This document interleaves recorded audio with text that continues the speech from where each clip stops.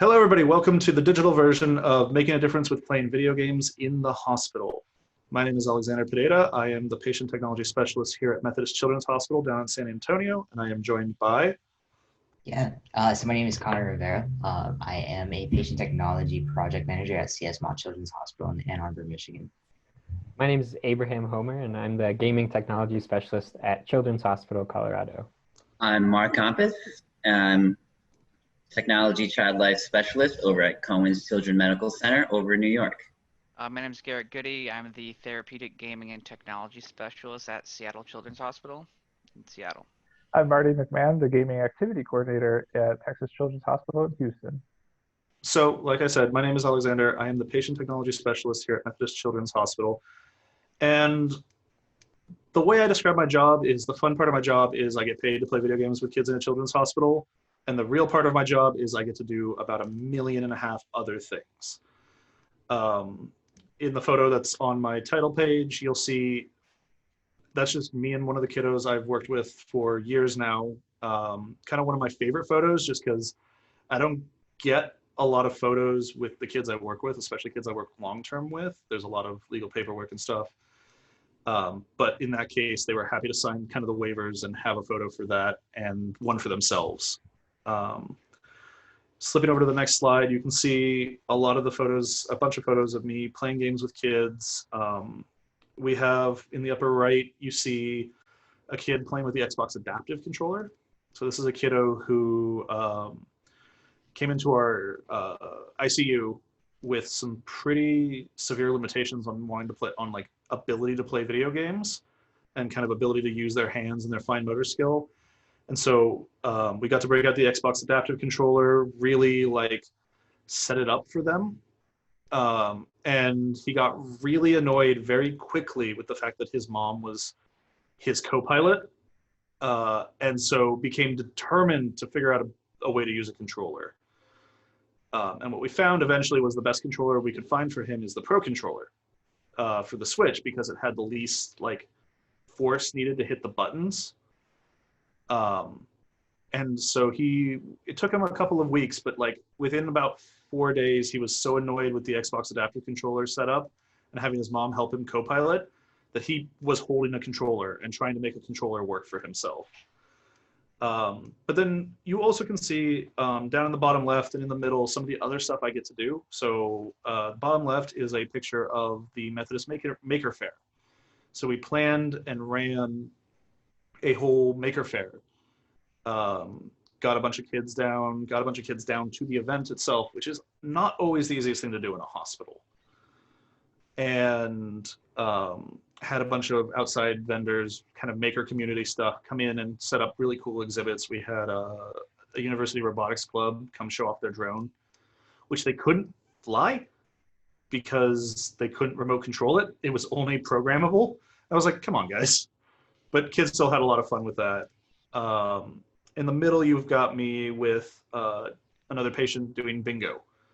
So part of our role, especially in the COVID times, has become a lot of media director stuff, or at least for many of us, especially for me, in terms of I run bingo on some, I pretend to be a Twitch streamer and play video games for our kids to hang out and chill in the chat. I help record videos and tours and just kind of basically be the nerd and the guy they go, we don't understand how to do this. Let's go ask Alexander and he'll figure it out, which means I have to go Google a lot of things. And then there's just a couple other kids or photos of pictures with our kids, some of them hanging out together, some of them hanging out with me. One of my favorite photos that I've ever taken in the upper left, just because it actually looks like a good, well-lit photo, and I'm a terrible photographer.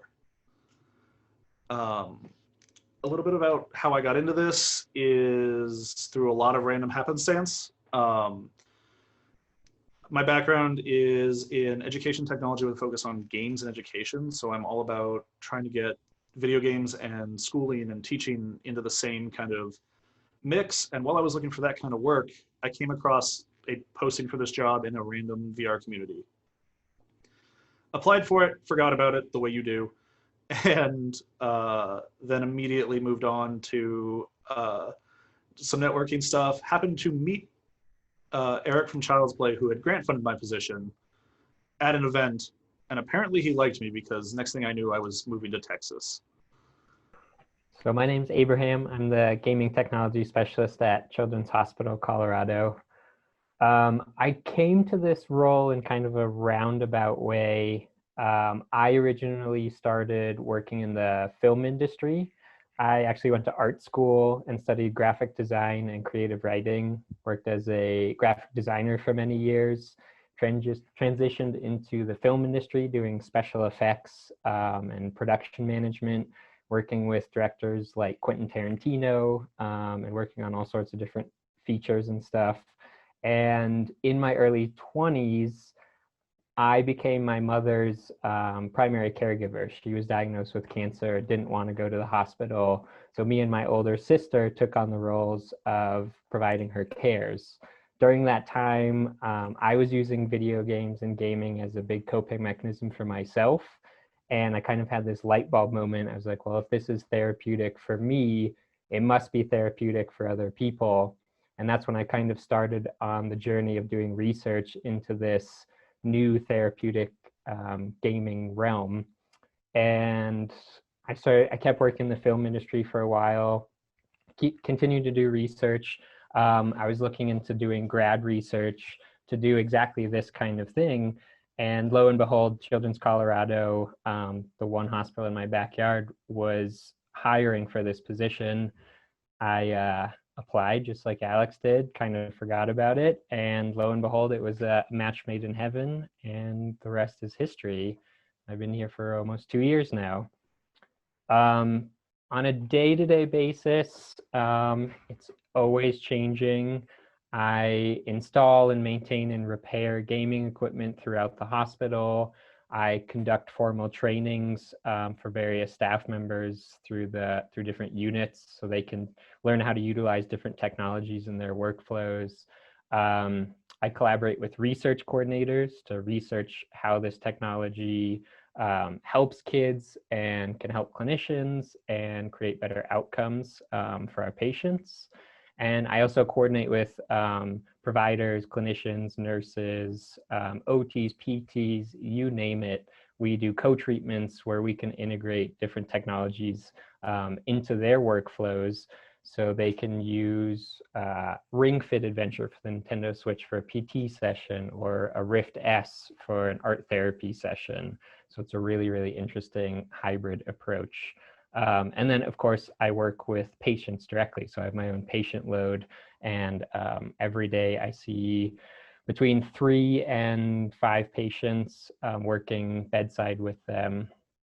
And one of the most memorable patients that I can remember was when I first started working at the hospital almost 2 years ago now.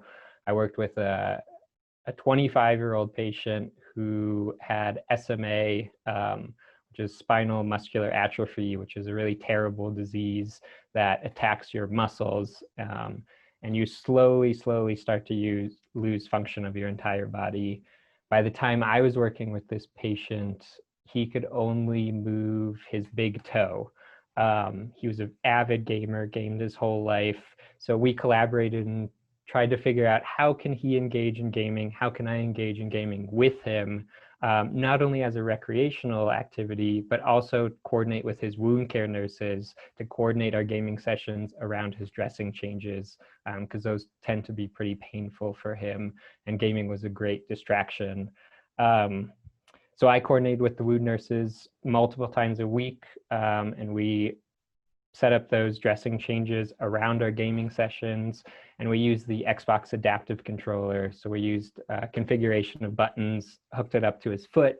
So he was kind of my trigger man, and I was on the other controller. And we played through Red Dead Redemption 2. We played Buck Hunter. I mean, we played many games start to finish.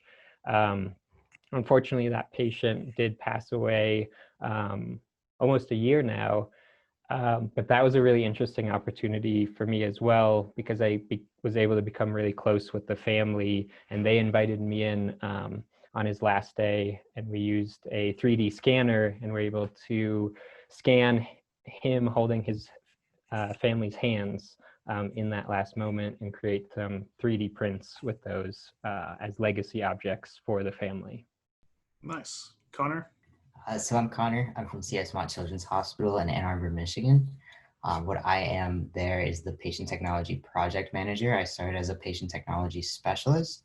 So most of my day was just playing games with kids. However, things kind of took a turn when I started realizing patients have different passions and different projects and goals that they really, really want to hit. So my job role changed a little bit from just gaming to really focusing on those projects to get things done. I've done anything from creating music to making music videos, slow motion Monopoly money falling, green screen backgrounds with Raris and Lambos. Anything that they can really think of is really my goal in hitting. I've done pretty neat projects that honestly blew my mind. I had someone who was interested in capturing ghosts on cameras. Obviously, we can't really set them up in the hospital, so we had his family go ahead and set them up in different parts of the house and basement, and his friends, so he can literally tune into all the different cameras and see if there are any ghosts for him. So it's like neat little ideas that they come up with and just making it hospital friendly, but also making it accessible for them if it is something a little bit more extreme, and then also coping with the hospital itself. Another really big piece of my job is putting on events. So I host a number of community events. You'll kind of see in the top left of my slide, a family dancing. You can see dad in the background, where we invite the entire community in. We get volunteers to come hang out and we play video games all day, called Mott Arcade. Obviously, with COVID, things have changed. Those have completely paused. So we found new ways to kind of reconnect kids using the Switch and their ability to connect with each other wirelessly without using the internet, all the way to online gaming, which has really shown and stepped up through the COVID crisis itself. So that's basically me and my job. I got involved actually as a volunteer. So I found out about this program and its existence. There was a viral video of Pokemon Go, and I was like, oh my gosh, we can go play and volunteer and play Pokemon Go with these kids. It wasn't the case. I reached out and wound up coordinating different events with my current job at the time. And the more I got to hang out, the more I realized like this is something I want to do every day. There's that take home feeling of like, wow, not only have you made an impact on their lives, but they've made an impact on you when you walk away from it. So I remember my last arcade event as a volunteer. I went up to my boss, JJ Bouchard, and literally pulled up the Indeed listing and was like, is this you? He's like, yeah. I was like, okay. And I went home and applied instantly. 2 weeks later, I was working with them. So since then, I've been with the program. We're kind of more of a team based on our end. We also have like a Lego guy who in the bottom right hand corner, you can kind of see a kiddo playing with Legos where we teach robotics and STEM education. My main thing is always not only supporting the patients, but also supporting our staff, no matter what their projects are too. And that's really shown through the need for technology through COVID, but we'll get more into that later. Thank you. And Mark. Hey guys, I'm Mark. I'm the Technology Child Life Specialist over at Cohen's Children's Medical Center in New York. So my start was a pretty interesting one. At college, I started studying with engineering and computer science, and at the time, I was doing swimming lessons with kids, and I just learned that my heart pulled towards working with kids and kind of overcoming obstacles and fears, and working with their families really kind of lit my world up. So I switched to child psychology, and the tech stuff kind of took a back seat. But then when I fell into the field of child life, tech skills kind of showed up, and the team kind of realized that my skills were really useful, and they actually created a position for me just per diem at the time. And the more that I did with them, the more that they wanted. And thanks to the generosity of Child's Play and the gaming community, I have just recently started full-time at my hospital. I'm now able to really jump in and use those skills. And to just kind of back up a little bit, a child life specialist, what we do at the hospital is we basically work with the kids and their families. And we're basically like a teacher, counselor, and coach, and friend for like the patients and families. Kind of try to work with them to normalize and try to make the stay easier. And what we use is education and medical play to really help kids and families understand what's going on. And that way they're able to, you know, develop coping skills. We work on things that can help them through their procedures and everything.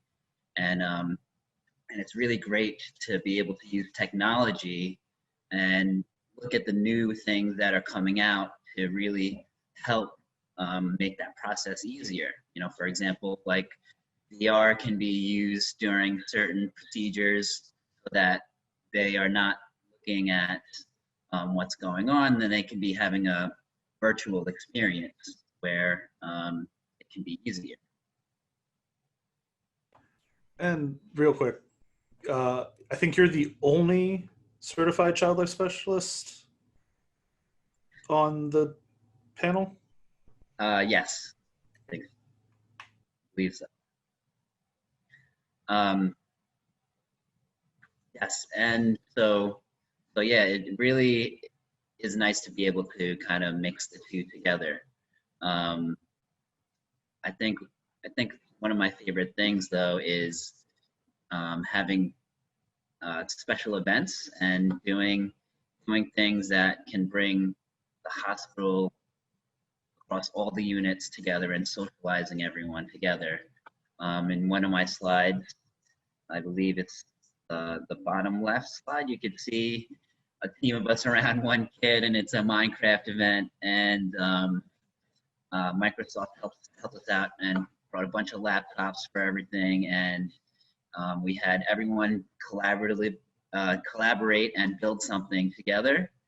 And what was cool is you can actually take something that's built in Minecraft and print it out on a 3D printer so that these kids could have something built together and then something real to take home afterwards.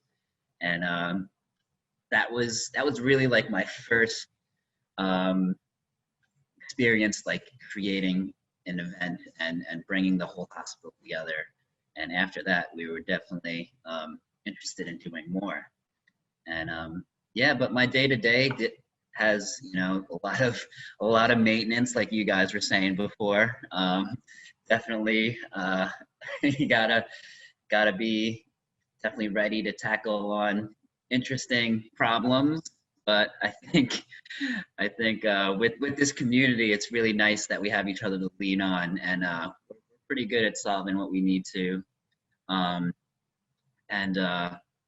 Yeah, I think one thing, especially with the way, you know, COVID has affected all our hospitals, our closed circuit television channel, you know, our hospital-wide channel has definitely gotten a lot of attention, and we have now from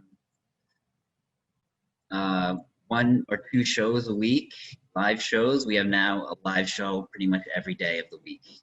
And our pre-recorded material has gone from maybe 6 hours to closer to like 20 hours of pre-recorded content that we can move throughout the day. And it ranges from a ton of stuff, like from just like meditations that the team has made, or other organizations have made videos of like trips to the zoo and places that, you know, kids are able to visit outside and kind of experience the outside world from you know, the comfort of their room.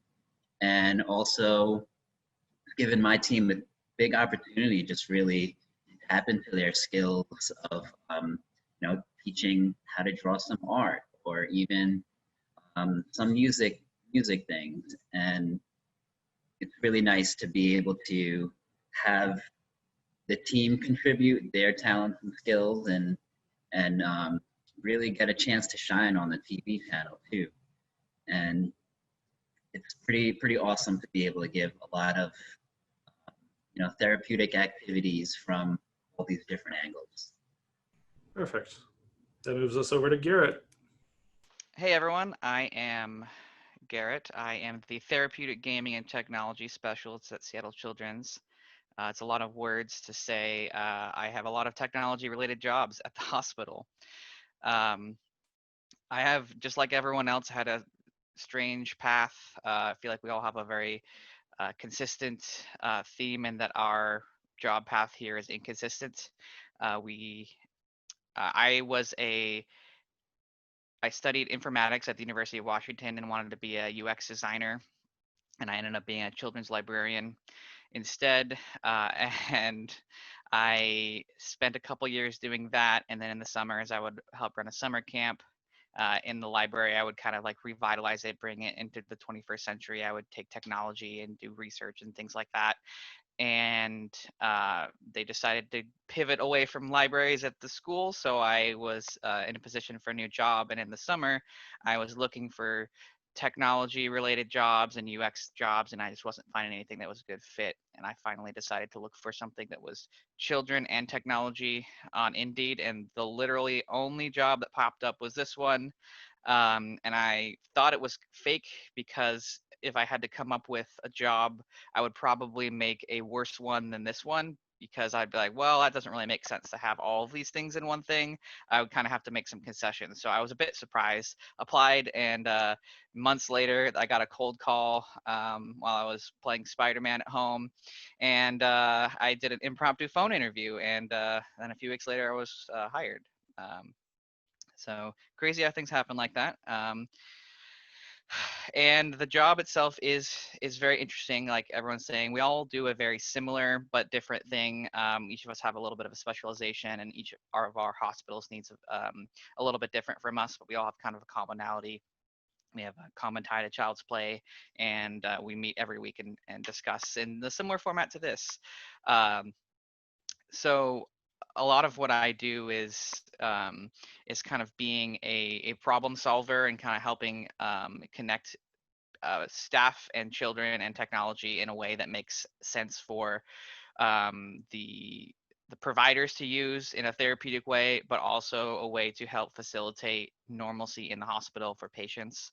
I know this is not a surprise to those watching this, but a lot of kids these days use video games as a way of coping, but they also use them as a way of communication to their peers and their family. And when you're stuck in the hospital and they don't have anyone that's in charge of facilitating that, you might have a patient who is used to talking to their friends every day on Xbox Live, and now they don't have their Xbox and they don't have any way of talking, and that causes them to shut down. And so a lot of times I will work with a child life specialist and kind of figure out what the problem is. And if it's as simple as providing an Xbox for them to talk to their friends, that's good, but maybe there's something more there. And so we can create a partnership and a relationship with all three of us or more, bring more in the team, and provide an environment where they could talk. Whereas before, for example, a child life specialist would have a really difficult time talking to this teenage boy who just wants to play Xbox, and they'll bring me in and I'll say, introduce them to my friend, the child life specialist, and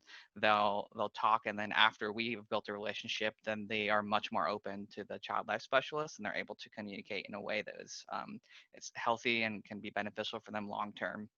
So that's really the core of what I do. I really like to co-treat if possible.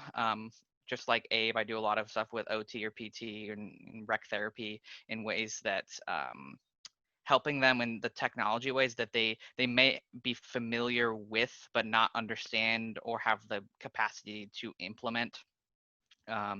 Like using VR for physical therapy, or using the Xbox adaptive controller.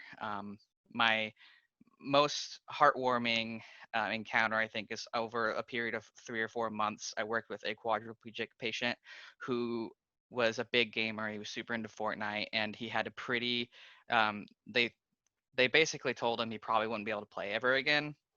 And I kind of came in and said, well, I mean, there is ways to make this work, and we can start really small and work our way up.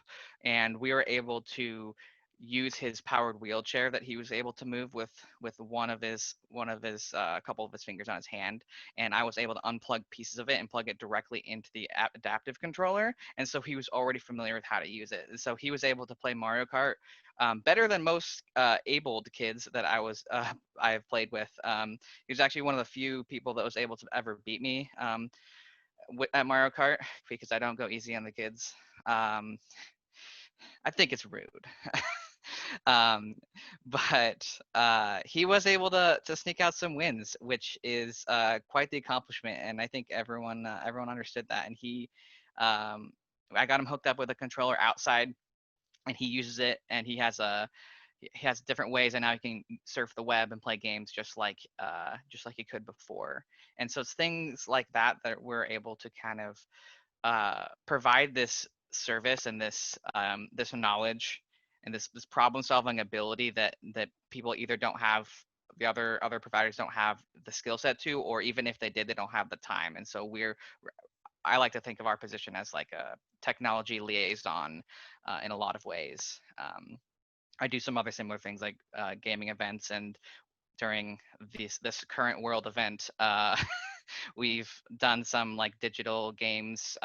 We've done like Jackbox with NFL players, and I did like some virtual tours with Macklemore and Ciara and things like that with patients, so they can get some one-on-one time in a way that they would normally get in person. So some creative problem solving that I'm sure everyone else is doing a similar way. It's really awesome, and there's a lot of cool technology things that come every day. So it's exciting, and I'm sure you can think of a million other things, and this job will look different in a year from now than it did today. But it's just a little slice of life. Perfect. And Marty? Yep. All right, so I am Marty McMahon, the Gaming Activity Coordinator at Texas Children's Hospital here in Houston. My background, kind of like everybody else's, is an interesting path. I went to school to make video games, worked on some indie projects and some mobile projects and different things like that, and then actually transitioned into education technology. So working with the student information system, or like the database that houses all of their records, and that's where like the grading gets done and different things like that. And then how I found my way this way was actually, I've been going to PAX for about 10 years now, and they always have a presence there. I always remember the Cookie Brigade raising funds at all the different PAXs. And then another community that I've heard about this from was through Desert Bus for Hope, which is actually one of the bigger fundraisers for Child's Play every year. And one of the great things they do on that charity stream is they bring in different child life specialists or different people that work in the hospital to kind of speak to how the money and everything impacts what they do every day. And it was through different outreach like that that I became interested in kind of this path. I think I was actually at the time researching my local hospital back up in Buffalo to see like who to contact, who in child life to reach out to and see if they wanted this position. And then it was like that week that Child's Play just started tweeting out a whole bunch of links to all these different hospitals that were getting the grant funding for these positions. So I actually applied at 3 different hospitals that had it. Like everybody else, I think our roles fit a lot of different pieces to a lot of different puzzles. I always break my role down in 3 main sections. One is doing bedsides, like I think everybody else does, where I have my own caseload. I go see patients based on recommendations of other child life specialists and our activity coordinator team here at Texas Children's to meet the needs of different gaming-minded patients that we have to kind of bring some of that normalcy back to their environment.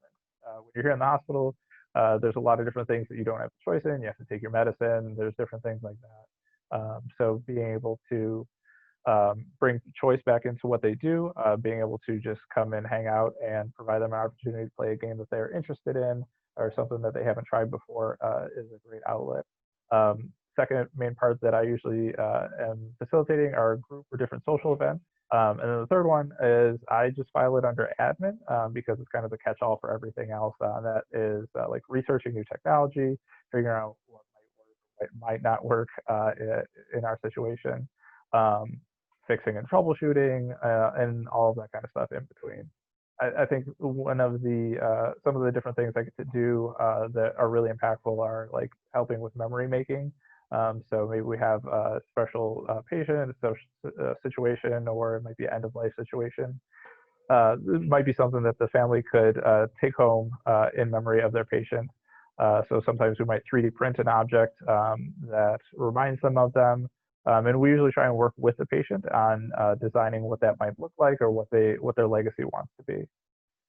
Some other different impactful interactions I've had are different end of life situations. So we've had, obviously, Make-A-Wish is a great cause, but sometimes patients can't go do their Make-A-Wish.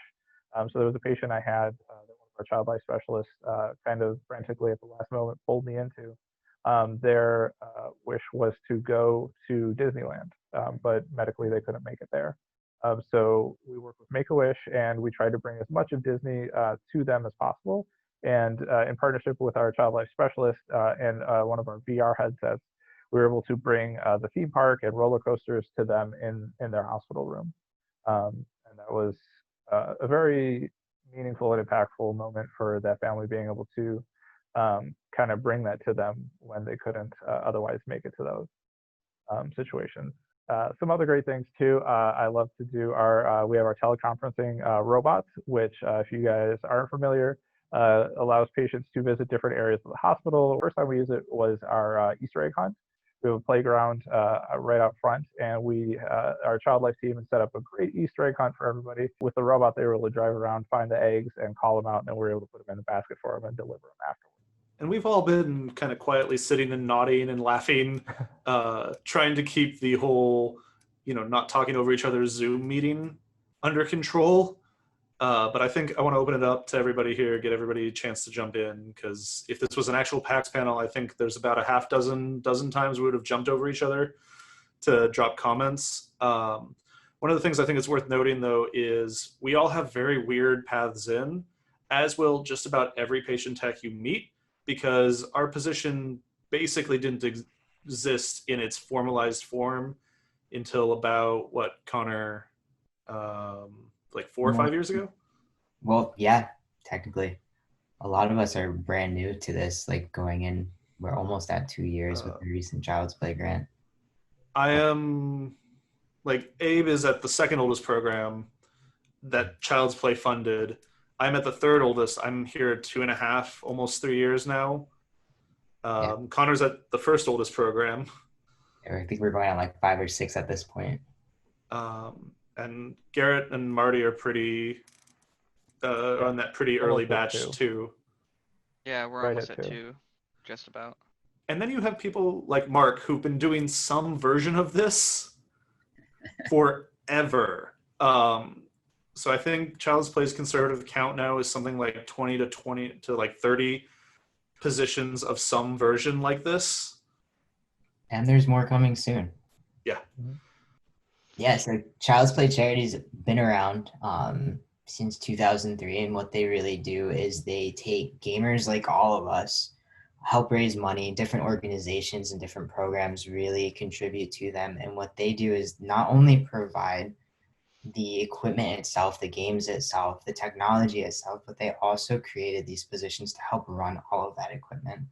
So hospitals across the country, if they have a child life department and a few other requirements, have the opportunity to go ahead and create a patient technology position. That's really what gets our programs up and started, and finding, of course, people like us from all different backgrounds and all walks of life to walk in and be like, hey, let's keep doing this with those passions. Child's Play Charity found out about what my boss was doing, and they connected at a PAX. And next thing you know, that's what started our program at CS Mott.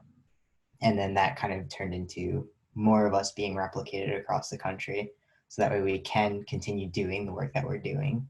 They have therapeutic guides available on their website if you're interested in kind of really like how these really work.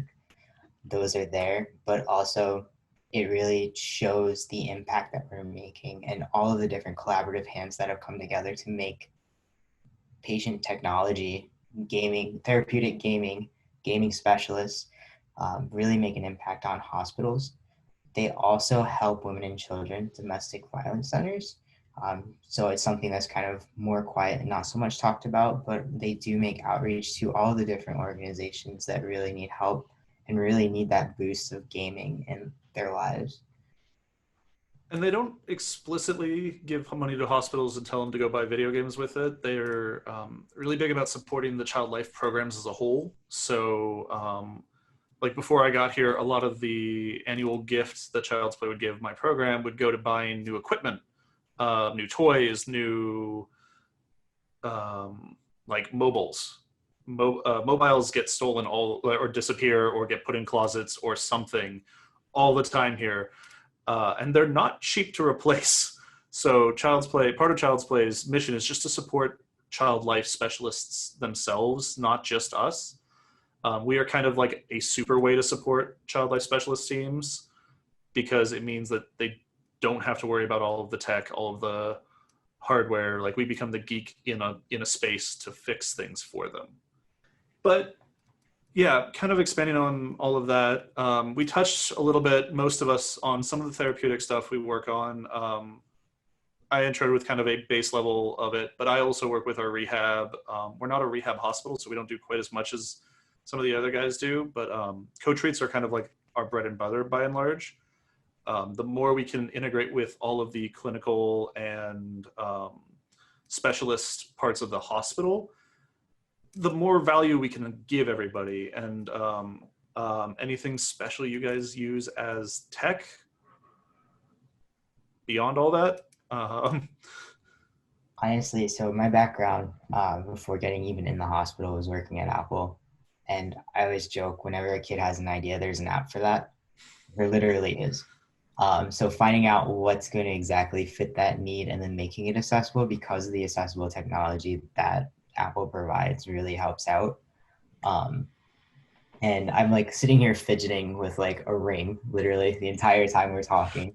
It's one of my favorite tools. So co-treatments are a really big piece to my job when it comes to music therapy, art therapy, working with our education team, really figuring out the exact goal and then making technology happen with it.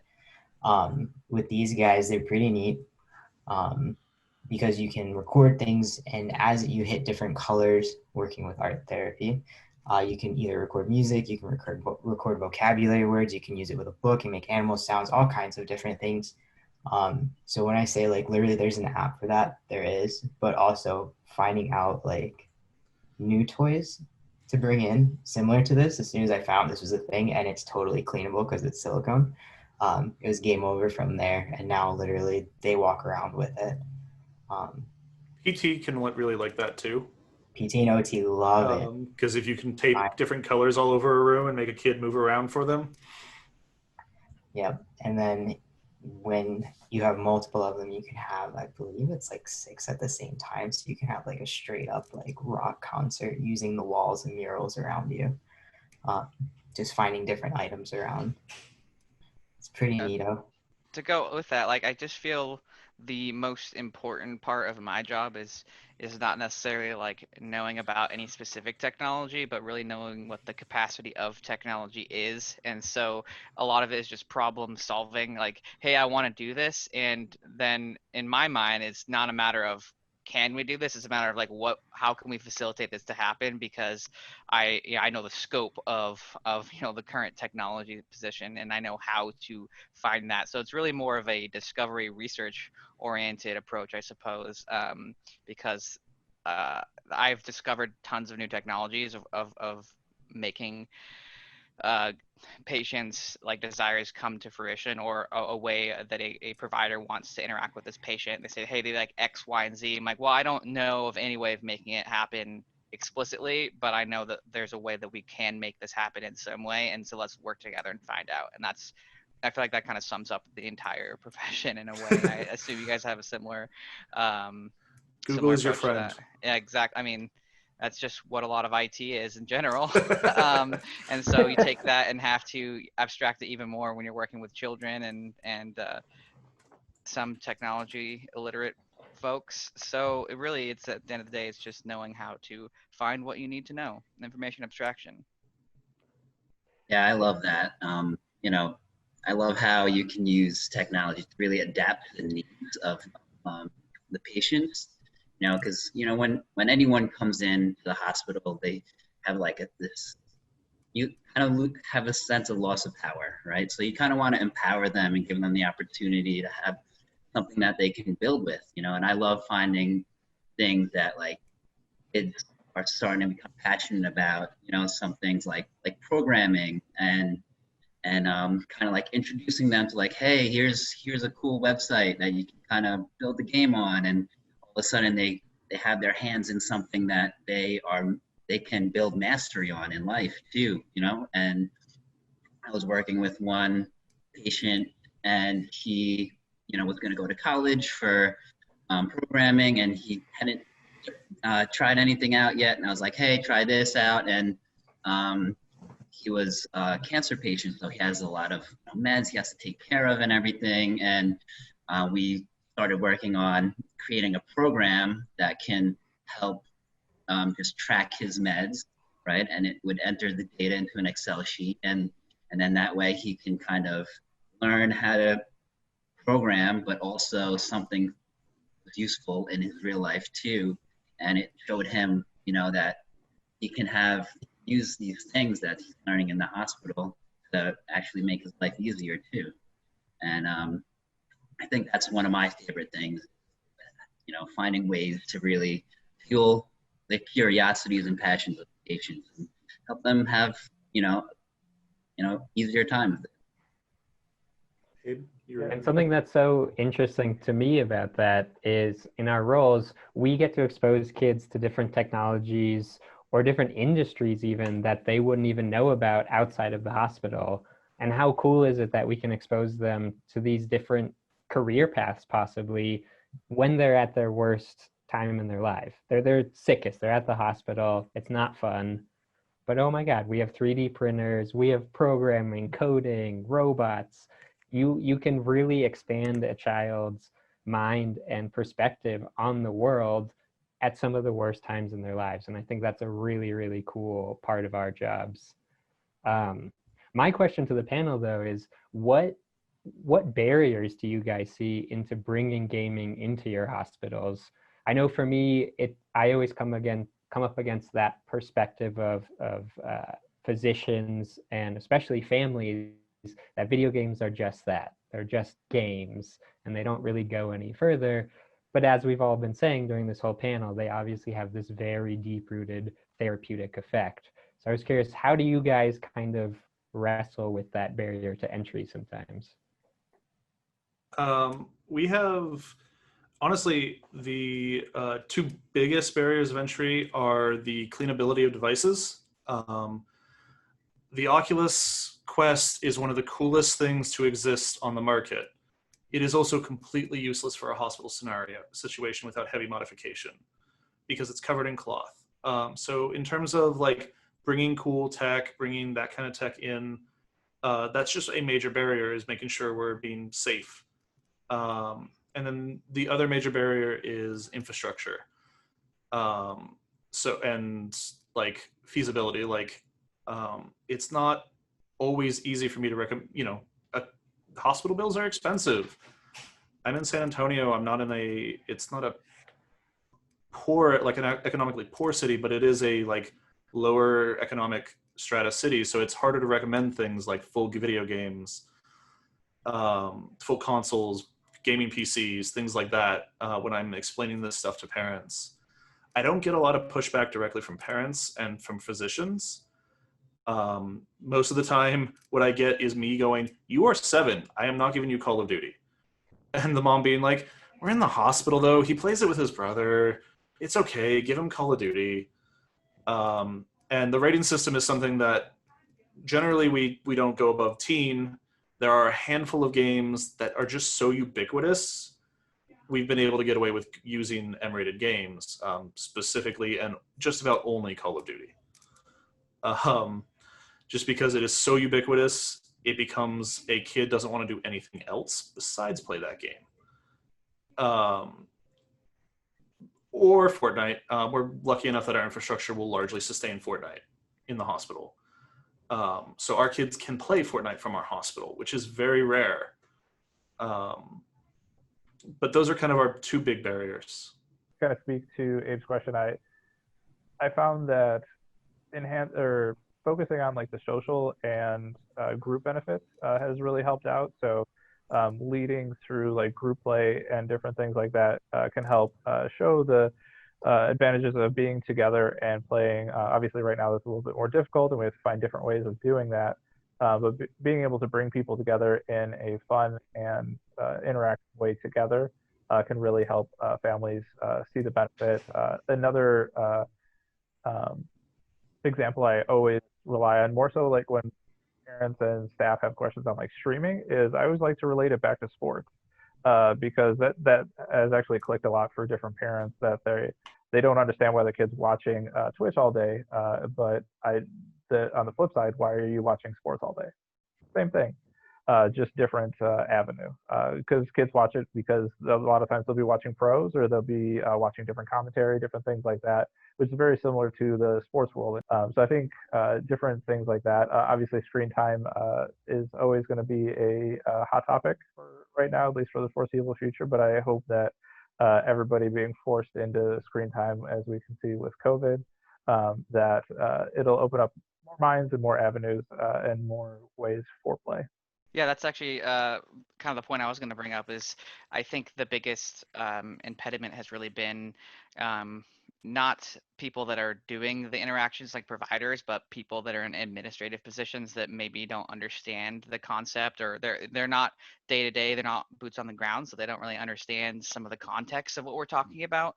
But I think, with this current scenario, I've been able to leverage that a little bit in my favor, in the sense that the way that the patients interact in the hospital, the way that they're isolated like this before a pandemic, right? We can use the context of, hey, remember how it was really hard to not go and interact with your friends for months? That's what it's always like in the hospital. And so you can kind of recontextualize this video games is a vector for them to participate in normal life. And so if you can take a real life scenario that literally everyone has encountered now, I think that is a little bit of a silver lining, in the sense that we have, at least I've been able to use that, and I hope that I can continue to use that in the future to kind of facilitate more gaming related things or more gaming adjacent things, because it's obviously impactful. I know I'm preaching to the choir here, but it's not always obvious to those who aren't in this world. And I think that having a common issue like this is a really good way to help kind of breach that barrier. And I'm hopeful that it will continue to be successful, at least in recontextualizing. Honestly, what everybody said, the community aspect of video games, even if it's just one-to-one bedside with a patient, especially with the newer digital world, right? Online connects all of us in some form or way. I feel like that's a really big piece of the social aspect as a whole, whether it is a large scale event or you are one-to-one with somebody who's just speaking the same language as you. A lot of times we're able to go in and talk tech, and we're able to have those harder conversations that like they're not comfortable opening up with somebody who just doesn't get on their level. And that's something that's really beautiful about what we do. But another piece that really kicks in is accessibility, like with cleanability, 100%. And any technology that comes into the hospital has to be accessible as well. So we have to kind of gauge like who can use it, how can they use it, how can we adapt it so it can be used by everybody. Because the one thing we never want to say is, no, you can't use that. So finding a way around to make it work for them and their individual needs and their individual abilities, so that way they can continue to play or do. Yeah, kind of to bounce off of what Connor was saying there, something kind of for all you guys. What is something you guys see that is kind of less on the tech side and more on the social side of what we do? Because I think I've seen a lot of great interactions, and it's just with patients and I'm not even playing a game or doing any tech, but it's just the matter of, I know who streamers are, I know who YouTubers are, I know the different modes in Minecraft, something simple like that. That just being able to, like Connor was saying there, talk the jargon, and truly understand what their interests are and everything like that, can be very impactful for them. And like I said, sometimes I just hang out, we talk for a little bit, and that's all they needed. They might be like an older teen and they don't necessarily need or have any interest in playing, but just being able to talk about different influencers and everything like that kind of makes them feel home. Anime. Okay. The ability to talk anime with kids. I've had a lot of kids who are sitting drawing. They don't want to play video games. They're, a lot of teen girls too. I've finally taught most of my nurses and most of my staff that teen girls play video games too. Like all kids ask them. But some of them are like nerdy, but they're not that type of nerdy. But I'll see them draw and I'm like, are you drawing Ichigo? And they're like, wait, you know who this is? And I'm like, yeah. And then there's an hour. It's a full intervention of me just talking about anime. And sometimes I leave with anime suggestions, so I have to go watch more anime to come back to work to talk more anime the next week or the next 3 days later. It's like being that nerd is really surprisingly valuable beyond just our video game life. Also playing chess. I've gotten to play chess with a bunch of kids, which is awesome. So our next major question is what a lot of you are thinking, which is, this job is awesome. How do I get it? And of course, with most of us having the most bizarre backgrounds you can imagine, there's not a real easy, simple path here. I know our most common suggestions are reach out to local hospitals, see if they can if they're accepting volunteers. Obviously, in the COVID times, that is a different problem. And don't reach out to local hospitals being like, I want to play video games with your kids. That scares them. Reach out and be like, hey, I want to volunteer. How can I work in the playrooms, help out, do that kind of interaction? And you maybe, you find out that the hospital has a bunch of equipment, especially in a closet. Always look in closets. And as a techie, you can be like, look, I can fix all these Xboxes. And the child life team's going to just think that's awesome and be like, please. And, you can start talking about that as the thing you become known for. And a lot of hospitals are creating specific volunteer positions for gaming. They want people who have the skills, who can come and play kids. Yeah. We have specific gaming volunteers. That was part of one of the things that I created in my program was we wanted to have volunteers that I was in charge of and could delegate specific gaming related tasks. Because is a portion of our job that you can delegate to a skilled gamer. Obviously our job encompasses much more than playing games, but that part can be abstracted if you can filter through volunteers that are knowledgeable and skillful interacting with kids and also knowledgeable about games. So that hopefully that will be more popular. There's not that many hospitals that have that, but ideally in the future there'll be more, and that would be a great route. And especially now with the COVID situation, a lot of hospitals have put a giant pause on having volunteers. I know my hospital is on pause until the end of the year, so that's a giant pause on our regular arcades and our regular weekly programming that we would do. Utilizing the new virtual, there are different ways to still be involved. So even if it's not an immediate absolute yes right now, just keep reaching out to see if there's different avenues, because you never really know how you can just kind of get your foot in there and just start talking and have those conversations and build those relationships with people. And especially, again, using the virtual right now, a lot of hospitals are looking for support. I know a lot of us are involved in either Extra Life or Tiltify to kind of get streamers and those YouTubers and all these people that we've met that say, oh, look, you're doing amazing things. Thank you. But right now, it's kind of that way of if we can't physically support, how can we support in other ways, whether that's getting the word across, talking about it, or fundraising from a different standpoint. So that way we can continue to give the technology to these kiddos so they can keep using it in different avenues. Marty? Yeah, I think I'd say the two main commonalities that I see with most of us game techs are obviously some sort of tech background, interest, and everything like that. And then a lot of us also have different childcare backgrounds. I used to work at the Y and a therapeutic horseback riding center. Volunteered there. So different backgrounds like that. So that might be also another avenue. There's also different camp programs for hospitalized children that do great work every summer. Different programs like that that you might be able to get involved with. It might be like a stepping stone into getting your resume more fleshed out with relevant experience that our hiring managers would be interested in.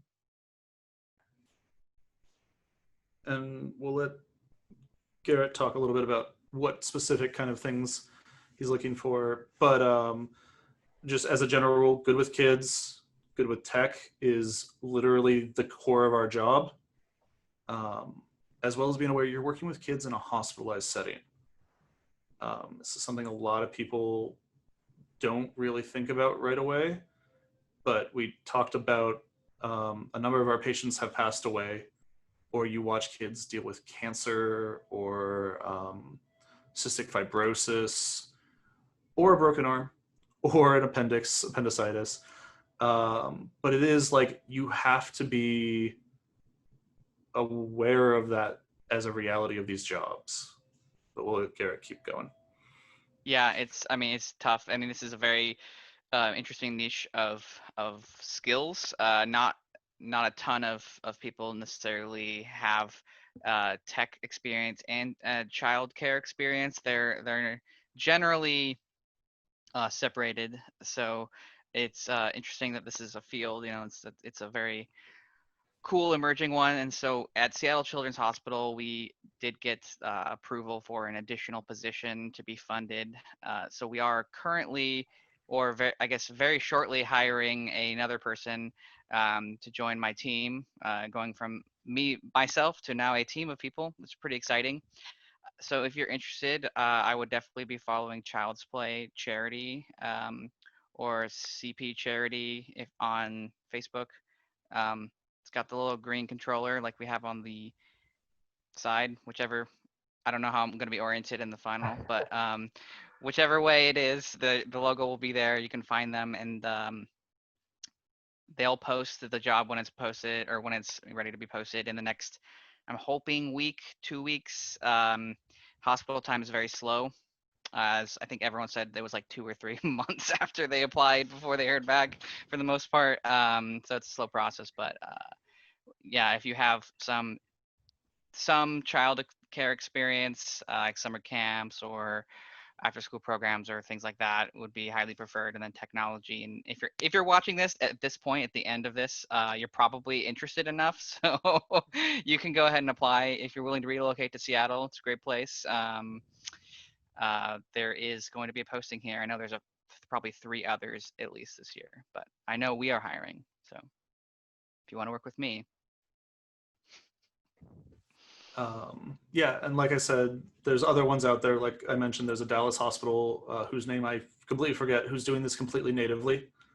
So you can keep your eyes peeled. Not everything will show up on the Child's Play Twitter, but we're going to put up our how to contact us slide. Our emails will all be there. And because this is a video, it is pausable. The other thing, though, is we could probably all talk about what we do, especially just if you put the 6 of us in a room together. We would talk for dozens of hours and smell really bad by the end of it. But one of the things we're going to do is throw to a kind of drop-in, drop-out Google Hangouts, sort of a version of we're going to hang out after the panel and answer questions. And that'll be going for insert time, but probably about 45 minutes right after that, right after this kind of wraps up officially. And we'll be hanging out there and just chatting. I might hang out longer, who knows. Just so that, like, if you have other questions, you can come ask them live. We're also gonna have a Google form, so you can ask kind of generic questions to all of us, or you can feel free to email any of us. Our emails are on there for a reason. We want this to spread. We want this to grow. We ran out of a little bit of time, but like we want this to be in every hospital in more than a single person team. We want this to be the kind of thing that you find everywhere. My long-term, I want this in adult side too. So like, please feel free to reach out, ask us questions. Half the time our answer is going to be, we'll figure it out, but we'll answer them anyway. Thank you all for tuning in and have an amazing PAX.